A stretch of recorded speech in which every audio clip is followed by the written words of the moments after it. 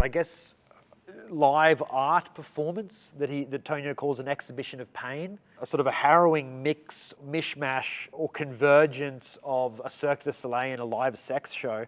And this is how it's described. Those who hung out in God's laughter would recall his glorious exhibition of pain. An exhibition that I, and this is important, despite the apprehension I harboured, for I was already acquainted with Ciruelo, would have liked to have suffered in the flesh. He put on what he called an exhibition of pain.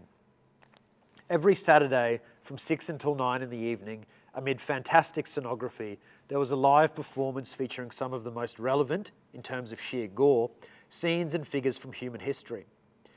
Unfurling like blood-soaked flowers before the eyes of the defenseless ticket holders, you had the conquest and genocide of America. Attila, Bolivar, Caligula, and Pinochet came out to dance. The St. Bartholomew's Day massacre and the Nazi extermination camps were reenacted and also exhibited were whips, gags, racks, cages, wedges and screws, cat's paws, ropes and pulleys, needles and garrots, and other implements coming from the most hidden depths of man's imagination.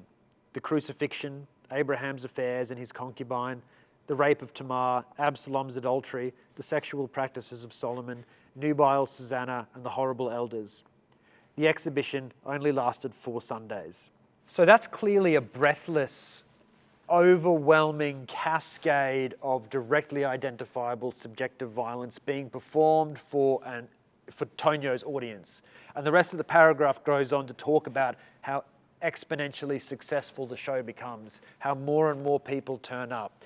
And it's those people turning up and the show's growth before its cancellation that represent objective violence. The hordes of people who would never consider themselves to be complicit in some of the horrible acts that are being represented by Toño's exhibition of pain, but who nevertheless provide an audience to it and kind of set the ground for that horrible work to be done.